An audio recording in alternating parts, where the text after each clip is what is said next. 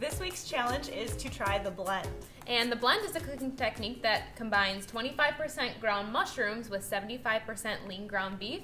And what that does is it helps cut down on the fat and the calories, but also ups the nutrition. And because mushrooms are so high in water, it actually makes the meat really juicy as well. Yeah, so a couple different options for this. You can make your own by taking mushrooms and blending them in a food processor or a blender to grind them up and mixing them with any ground meat.